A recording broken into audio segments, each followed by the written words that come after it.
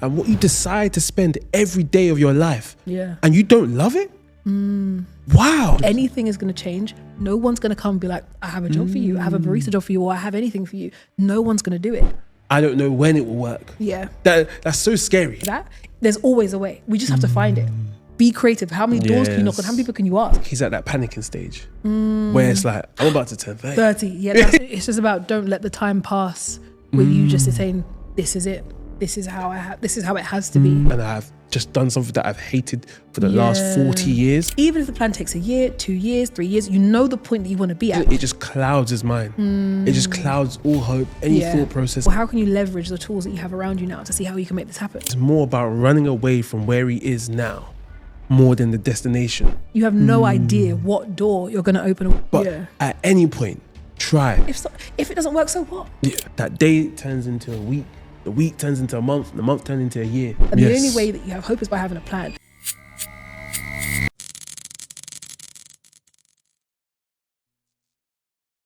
Hello and welcome to Protagonist Talks. So this is the series where we scour the internet in search of the really tough, difficult, challenging questions that people have been asking as they try and navigate life. So in these sessions, we tackle those questions head on from the protagonist perspective. The aim is to really dig deep into what the problems truly are, talk it through, and then address them right here so that we have lessons and actions that we can take away and implement in our own lives. So without further ado, let's get into the first question. All right, it's that time again. It is that time again. Yes. All right, well, let's get into the question because this one's a bit of a long one, but it is definitely a story. And the title of this one is, what is the point in working all the time when I still can't afford anything? Listen, I've said that many times. I'd spin around and every other person saying that. So let's go through the question. 29 male, completely burnt out. Can't financially afford to follow my passions. Can't mentally afford to stay in my job. What do I do? So why is everything so stupidly expensive in 2023? As a single person, it feels like it's impossible to make it anywhere anymore. For context, I'm 29 and I've been working as a graphic designer and project manager for various companies for the last 10 years. And I am so tired of it. I hate every single thing I do. None of it brings me any joy. All day long, I have to fight back having a full-on crying breakdown at work or screaming and throwing my computer. I actually fully quit a few months ago and decided I was going to follow my passion of working at a coffee shop and learning coffee roasting so I could open my own place. I was so happy. There we go. I was working long, hard hours in customer service, but I felt so free. I felt so good and happy and like I was doing something for myself, finally. I gave up so much for my career and I was finally going to be living my life for me. Within 4 months of that, I was basically flat broke because I had to cover all my own bills and everything else, and the pay cut was so massive that I ate through a good chunk of my savings. Now I'm back to doing a project management job for a graphics company for the last month, and I've never been more depressed, anxious, and miserable. The pay isn't even that good, honestly. It's just barely enough to cover my expenses, but it's enough, I guess. But I don't want any of this money. It feels bad getting a paycheck because now I hate the work I'm doing. I hate who I'm working for, and I feel so oppressed and suffocated every minute I'm at work. I have probably 5 or 6 different careers I'm interested in pursuing, but they all require more school that I can't afford or a pay cut that I can't afford. Student loans also come back in a month. I have probably 5 or 6 careers I'm interested in pursuing, but they all require more school that I can't afford or a pay cut that I can't afford. Student loans also come back in a month, which will eat up the spending money that this miserable job gets me. So I won't even be able to afford to enjoy things outside of work. I'm just so defeated because I genuinely hate every waking second of my life now due to how draining and stressful this job is. But I can't find any way out of this job either. It just feels like this is all I have left for the next 30 to 40 years is this misery in offices and cubicles. I just want out. I want to be a baker or a coffee roaster or in a small store or be a barber or literally anything in this world that would make it so I wouldn't have to deal with emails and meetings and cubicles again. I would really appreciate any words of advice or even just solidarity because things look so bleak for me right now. I'm so tired, chronically burnt out, and I feel like I have literally no other options other than just to accept this and burn out even more. Thank you. Thank you at the end. Okay. Yes. Okay. That's a bit deep. Yeah, that's a lot. So what would you say? The first thing that comes to mind is, I don't know how much of a plan he had. When leaving his job? Yeah, when leaving his job. Even the thing is, from what I can hear, he's not satisfied. Fair enough. I feel like a lot of people are not satisfied. And it seems that he's looking and searching for a new angle, a new part of life. Just to say, I think that it's even deeper than the fact that he's not satisfied. He said he feels like screaming and throwing the computer every day or having a screaming fit. I think this is more like I can't stand this. Like I feel trapped and I need to get out. So as opposed to it being something where I'm like, okay, I could do better. I feel like I want to move. It's like, I gotta go. Hence why I don't even think about anything. I don't have no plan, no nothing. I just need to go. Because if not, I've reached the edge. Do you know what I mean? He's at the edge and he's looking over and he's like, no. I think there's a desperation that I can hear in this post. It's so long, firstly. It's so long and so detailed. But I think there's a certain desperation that I can hear in this situation. So I feel like it looks like he's got two choices. That's that because he's stuck in that job, but it pays the bill. Head over the water. He left the job, could not survive 4 months, and that was it. He couldn't stay at that level of pay for that job that he was enjoying so much. So it shows that it was two choices he was making. And I think if the reason why I said the plan part is because sometimes there's phases. Yeah. Sometimes it takes time to be in the position that you really want to be. Yeah. And you can't just make a rash decision. I'm not saying that's what he did, but when there's a full plan set in place, and it seems like it needs to be like a 6-month plan because I think he was a project manager. Is that right? Yeah, I think in the same space. From what I know, they get paid decent, and to obviously then go to a barista, big difference in pay. So because I think I caught at the end as well that he wants to ultimately open his own. Well, yeah, he said anything other than cubicles or anything. Literally, I'm just like, he literally could do anything, but yeah. Anything. And it seems that there's a few different directions. And that's why if he sits down, because he knows the situation he's in. But when you sit down and lay out, what direction do I want to go in? How long will it take for me to make this a reality or to make this happen? It might take 6 months, it might take a year, it might take 2. Yeah. But if you know that you have some sort of hope that this trapped environment I'm in right now, it will end if I execute this plan. And it's not even 100%. Yeah. But if I stick to this plan, I have some sort of hope. Yeah. It seems like he has no hope. And that's one of the biggest, when you have no hope and you feel trapped, boy. You're right. Because this sounds like someone who can't see a way out. Yeah. And I think that's the issue. Because when you can't see a way out, you will do anything to escape, or you'll just kind of like die in this misery and it just eats away at you. Yes. And I think neither is okay. And that's the reason why I feel like you are right, because clearly, well, I say clearly, if he had a workable plan when he left, it's like, I think it's only 4 months later he's found himself back in the same position. Literally back to square one, essentially, because he's where he doesn't want to be. And I think that's only because he didn't actually, like I said, have any form of a plan. And that's why I feel like really it is a situation where it's going to be, it's not overnight. Yeah. I get that the situation feels very desperate because you hate it. Sometimes we're in situations that we absolutely hate. But the only way we can really get out of it is to step back, take a look and be like, okay, how am I going to get out of this in a way that I'm actually going to be able to get out of this and escape and leave and never be back here again. And it's like, unless you put that conscious at the beginning, like, okay, like I'm going to work this through, you're just going to end up back there. Because it's like trying to climb out of a hole and then, you climb so far, you get halfway up and then, you lost it and then you slip right back again. And then it's even harder to start again. So it's like, you don't want to be in that position. And I really feel what he's saying, because I feel like there's probably quite a lot of people that increasingly feel like this now in this time, because all we keep hearing about again is the economy, is about money. It's about people when they're in jobs that they're kind of okay with, they're okay being in these jobs. Like he's obviously not okay in his job, but there's people who are okay in their job, but they're like, everything's getting more expensive, I can't afford, like how do I crazy.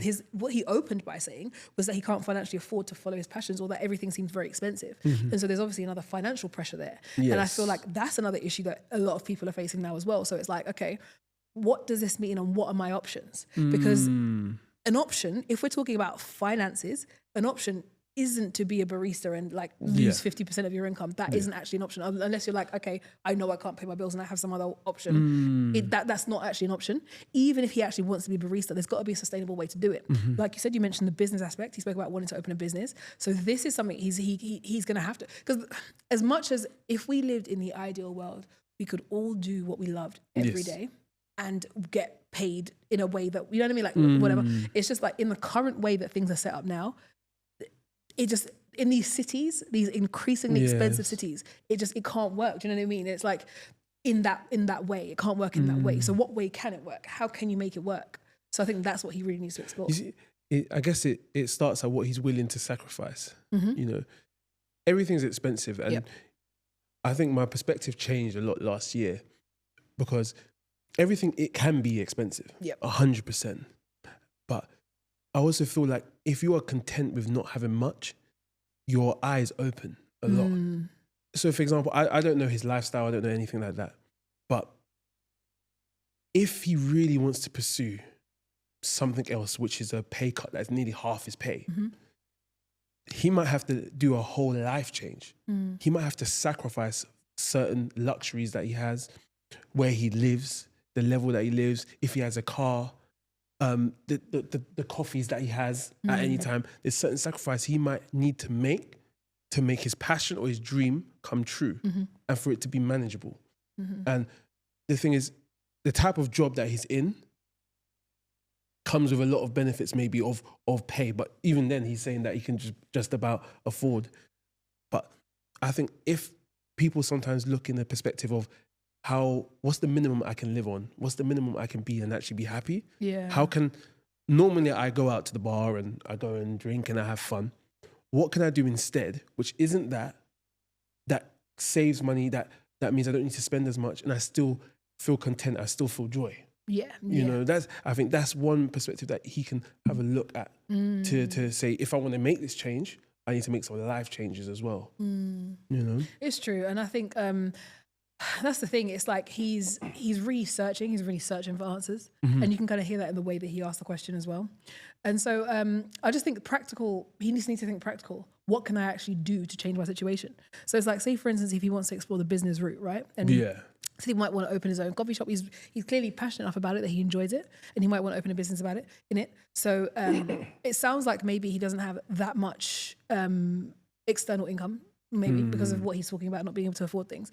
So the question is, okay, well, how can you leverage the tools that you have around you now to see how you can make this happen, right? Because on the flip side, even though we live in this kind of really, this tight economy that's squeezing people, there's also an incredible amount of opportunity. 100%. There's loads of tools out there that you can leverage that allow you to essentially, it levels the playing field. It allows people to be able to be like, I'm going to spread my message, or I'm going to get people to kind of love this thing that I love, or find other opportunities in a different way. So say for instance, like you're using social media, that's like an obvious one, right? That is this day and age's version of how do you know what I mean? Like you don't need billboards anymore or anything like that. You can do it for free, essentially. You can download the app and you have it free, as long as you have a phone, obviously.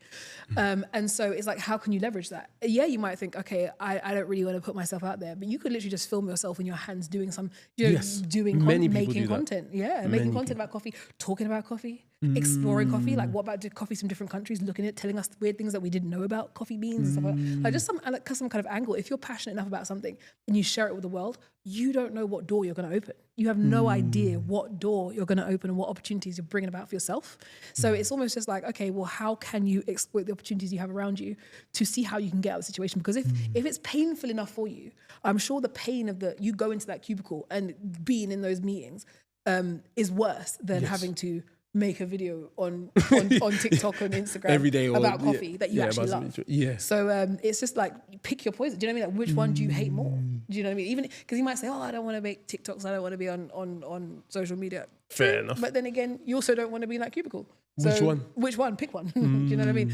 And I know it's not that everything in life is not a binary choice, but all I am saying is sometimes in life we have to bite the bullet. The bridge to where we want to be isn't always the road we wanted to walk down. But if it can get us there, and it can leverage us, if it inconveniences us or makes us a little bit uncomfortable, we still got to walk down the road. Yes. Do you know what I mean? Just do it. I agree. I agree. You know, one part I heard in that story. What I said. In that story, in that story, is it seems that the main thing is about leaving where he's at and not necessarily where he's going. The reason why I say that is, I know he mentioned different professions or industries or different types of jobs, and it seems that it's more about running away from where he is now more than the destination. Because is it actually the barista job that makes him happy? Or is it just doing something different than being in the cubicle? Do you get what I mean? That I think it's going to the root reason. Yeah. Even like I think I heard barber. I think I heard different things, and those are all different skills. The thing is, he's been doing it for 10 years. Yeah. 10 years is a long time to be in a certain industry or in a certain profession. And if he's done it for 10 years, he might just be tired now. And that's the thing. You might go to be a barber, do it 10 years and feel like, I'm stuck here cutting people's hair. It could happen. But that's why he needs to look at what do I actually want to do? Because if he said, I have a passion in this and this is what I want to do, then you can start developing a plan around that. But if you're not sure, you have to go and have a look. You have to go and find out what it is you want. But he doesn't want to go in a position where he does the complete opposite from being in a desk office job, and then he goes there, spend a couple of years, and he doesn't like it. Yeah. Do you know what I mean? That's one of the worst scenarios. Jump from the pot into the fire. Yeah. And he doesn't like, even I'm know. stuck here now as well. He's just sitting there. Yeah, I know. Then get spun up. And I think that's the thing. It's like, you are right. It's like, rather than hearing, I really want to be a barista, I really want to do that, what I actually hear is, I really don't want to work in a cubicle. Yes, I really don't want to work in an office. So it's almost like, the question is, does he actually really, really want to be a barista? Which is basically what you're saying, right? Does he actually want this? Does he actually want that? And I think that's a great question, because only he can answer the question. Yes. I think he'd be, happier being a barista. So maybe that is the way to go for now. But maybe it's just a sit down and reflection where it's like, forget the noise of your current situation and the genuine discomfort and pain and feeling and trapped that you currently feel. Sit down and kind of go through that process where you're like, okay, cool, what do I actually want for my life? And I know that can be a very difficult thing. If you're just looking, you're like, I have no idea. I have no idea. You're kind of looking. And maybe that is the start of a journey for him to figure out what he wants to do. He might not be able to sit there for 10 minutes and be like, I want to do this. It might not be that cut and dry. And I understand that. It might be kind of a journey into it. But I think it's like making these inquiries and exploring it. Because maybe it'll start off being in the road down a barista. It might develop. The beautiful thing about life is that it's not like you just like, I've got to pick this path and this is the one path I walk down for my entire life. And that's it. Life isn't like that. And it's amazing because at certain points you can pivot. You can do new things. You can learn new things. And obviously the funny thing is, it's like, the energy and the real, like, what's the word, gusto, like I'm doing this, like, when you're really young and you have a boundless energy. And then I think as people walk through life, it just ever slightly decreases a bit. It's not to say that, later on in life people don't have that, but it's just not as, when you're young and you think I can do anything. It's like that when you really exploit it when you're young. By the way, if you're really young, go for it. Do you know what I mean? Like but there's never going to be a better time than when you're young to do these things. I would say in your 20s. If you're in your 20s period. Well, these days in your teens, like there's teens. 100%. There's teens out here. I would say doing incredible things. The lucky ones, because to start then, you have no expectation to be good. Yeah, you have none. Yeah. When we started doing property, when I was 19, I could walk and speak to everyone. You're 19. I could say anything, and they're like, "Wow, you're here with me." Do you know what I mean? I'm 40 years old, and you're here 19. People are shocked. Do you know what I mean? And you get to go indoors. There's no expectations with you. You see and things. people want to help you. Yeah, they do. You're 19. I'll try to help you. Yeah. But one thing I think he also said as well is about how expensive things are. I think we did speak about it briefly, and I think we're all feeling that pain. And he's £7.80 for a 1 litre bottle of olive oil. Can I just say that? Olive oil is how I measure where we're at. Like it went down slightly. It went £7.50. It went £7.50. That's and I was the like, inflation whoa. rate, Now, really. I'm like, that literally, I go and look at what the olive oil is saying and then I know where we're at. So can I just throw that in there? That's no, shocking, isn't it? Shocking. But because you mentioned the business route, and the thing is, what he said, he was a barista and he couldn't afford his rent. And I think people might see as, I want to open my own shop. It can be very rewarding and very difficult at the same time. And it's a process. And because he didn't necessarily say he wants to go into business, but when you go into business, you always have to have a long-term thought process. You always have to think long-term. Yeah. If you don't think long-term, if you're not willing to be broke for this certain period of time, I don't know when it will work. Yeah. That's so scary. Yeah. Being an entrepreneur, being a business person, it is actually scary. And when anyone says they want to do business, I literally feel it in my heart. I don't take it lightly. Like, especially if you're doing business, you need to do your best Yeah. for your customers. Do you know what I mean? Yeah. But not to go down that route. It's more the fact that if he did want to go down that business route, Yeah. he would need to make sure that I'm committed to this for as long as it takes. Yeah. And that's when it will come. That's when it will come. Then he'll know if he really wants to be a barista or own a Yes. barista coffee shop. That's where it is. Yeah. Does he just like the idea? Yeah. Maybe just the idea. Idea just to own my. I've heard it quite a few times. It's in every corporate job, everywhere I've been, someone's always said they wanted to own one. What, a coffee shop? Yeah. Really? Yeah. Okay. Every estate agency, all of them. Really? Everyone. I think it's like a vibe. Yeah. It's like a vibe. It's like a kind of, it's an aesthetic. It's Free. a mood. It's a lot. So maybe that's why. No, They enjoy it's coffee true. shops. It's true. But he's 29, Yeah. right? He's 29. Is he 29? 29, right? Yes, 29. Yes. Yeah. I feel like he's at that panicking stage where it's like, I'm about to turn 30. 30. Yeah, that's really what it is. That's actually I'm what about it is. to turn 30. Yeah. What am I doing? Yeah. Yeah, I Oh mean- my gosh, yeah, he's freaking out. Because you see, when you start turning 30, I feel like that's when people start saying marriage and Listen, it's like 30 is a big, heavy backpack. yes, That the minute you turn 29, it's like a big backpack It's on your here. back, and you're like, whoa, I got to walk in it. Do you know what I mean? big And you're like, am three. I going to make it? And it's like, once you hit 30, you're like, did I make it? And it's like, it's not that. Do you know what I mean? Yeah, I think Yes. maybe he's feeding a bit of that. and that's where he's like, do I want to be here when He's I'm like, no. 30? Yeah. You know, which is a fair question. Yeah. It's a fair question. But again, it's like turning 30, like we said, it's a good time. It's a great time. It's a good It's time. a great And time.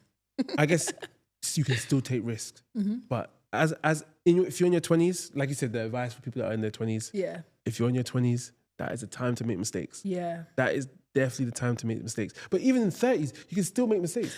There's no limit to when you can make mistakes, but it's just the younger you are, don't wait. If you're thinking, you're already like, maybe I should do it now. Because you can revisit, you can come back. The thing is about life is it's this kind of long journey where different things happen. And it's like the easiest time for you to kind of explore yourself, your capabilities, what you want to do, your interests. That the younger you do that, the easier it is to do. Before you kind of get all the other responsibilities that come with life, before you enter new phases, you know what I mean? There's different phases of life, and it's just like the young phase, you've got so much energy. Yes. And even though you can be an energetic person, period, it will not always be the same level. It's just life. It just isn't. You can't speak to necessarily, an 80-year-old who's like, there's 80-year-olds that do like karate and gymnastics and whatever. But even madness. so, it isn't the same as someone who is 21. Yes, Do you know what I mean? It's just yes, not the it's same. true. So it's just like, use it, use your energy, because at the end of the day, the worst thing is to say, oh, what if, and if I'd have done that, where would I be now? Like, just try. Because you know what? And again, it is this whole thing about failure, but I feel like we're going to go on a tangent because there's so much to talk about with that. But it's just that kind of fear about what not. But if it doesn't work, so what? Yeah. Do you know what? So what? Then you just take another route. Like in life, don't burden yourself by feeling like you have to just walk down one route and just stay on it and that's it. Yeah. Straight So away. same time though, people have different plans for their life. They can try and walk down one route and say, you know what, I'm going to make a shed load of money. People go into being a consultant or banker or whatever else, and they make a lot of money and go get that expertise and that network and contacts, and then go out and do something. So that's the plan. Do you know what I mean? Different routes. And I think that's what it comes down to, because where you started this with having a plan and having no hope, I think that's what it comes down to. If you are stuck in a situation that you don't want to be in, so you are stuck in a situation where you hate your current circumstances, you hate your day-to-day, what you're doing, all the days are merging into one, you're just like, this isn't what I want for my life, and you don't know how you're going to get out of it, that is where you feel trapped. And that's the issue. I think, he's feeling that. So and that's where you have hopelessness. Yeah. So what you really need is to have a plan, because once you have a plan, you see a light at the end of the tunnel. Yes. You see, okay, this is where I'm going. Now I know. So even though I'm traveling this road, even if you're traveling for a long time, because the plan won't happen overnight. Even if the plan takes a year, 2 years, 3 years, you know the point that you want to be at. You know where you're going. So you're like, you know what? I'm on a journey. I can keep going. Because right now he's like, I can't do this, because he doesn't see a way out. Yeah. If he knew the way out, meaning I'm working towards something, whether it is to go and open the shop by having the different routes that we spoke about, exploring it being, business, or leveraging social media, or trying to, just explore different avenues to how we can change the situation. That's where hope comes. And it's not to say that we sit here and we have the answer for him. It isn't that we have the answer for him. It's more about, again, the mindset. It's about how am I, until you've said, I've explored every single avenue in life and there's no way I can leave this cubicle. There's no way I cannot go to these meetings. Unless you can say that, there's always a way. We just have to find it. Be creative. How many doors can you knock on? Yes. How many people can you ask? Maybe there's even people in his family that he hasn't explored that, but being like, maybe I could do this. Or sometimes you can get sponsored to go abroad and do things. Like, I don't know. He just needs a break. He needs to go. Like, just look, just keep exploring, because I think what he needs is hope. And the only way that you have hope is by having a plan. So now you need a plan. And I think that's what he needs to do. Yeah, he needs to hear something like this, you know. Funny enough, because the feeling of feeling trapped. Yeah. Like, I think he said, like, he just wants to scream. Like he's had enough. That is a certain level that no one should ever feel like in a job. Yeah. In anything. Yeah.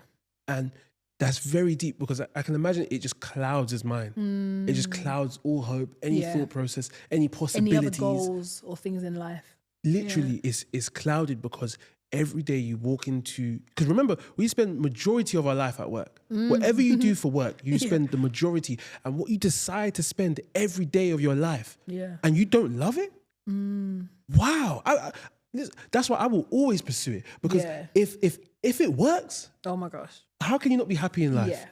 But the fact that he goes to work and he hates it. Anyone that hates their job, I would say, make movements. Try. Find a way out. Try, especially, like I said, if you're younger, definitely. But at any point, try. Because yes, the bills need to be paid. I agree. But when you look back and you're like, what have I done? And I've just done something that I've hated for the last 40 years. I can't even imagine the burden, the heavy-heartedness you may have because of that. I'm really, It's true. It's just about, don't let the time pass with you just saying, this is it. This is how it has to be. It never has to be that, because at the end of the day, like we always say, you are the protagonist in your life. 100%. If anything is going to change, no one's going to come and be like, I have a job for you, I have a barista job for you, or I have anything for you. No one's going to do it. I know he knows that. So it's not to, patronize people by saying that, but it's more about you really taking agency over yourself in your life and being like, okay, I'm going to search every avenue. I'm going to explore every single avenue, because I have to find the way out. So I'm going to keep going. I'm going to ask. I'm going to look. I'm going to step back and be like, okay, what options do I have? And keep going. And I think essentially he can do it. Like, yeah, he absolutely can do it. He can do it. We're rooting for you, 29-year-old male. Yeah. It's deep, man. 29. And to feel, really deep, if you feel trapped, if you feel down every day, you make the plan and make the changes small. Even if it's small, every day, something. Because that day turns into a week. The week turns into a month. The month turns into a year. When you blink, you're 59. Oh, I hope that's not. It. Yeah. I hope not 59, rotted. But yeah. So anyway, we hope that helps. We hope that helps. And then, yeah. Fingers crossed the changes come. Absolutely. So guys, that's all we have time for. We hope that you've had value that you can take away and act on today. Look after yourself. We'll see you next time. And remember, you are the protagonist. It's your story.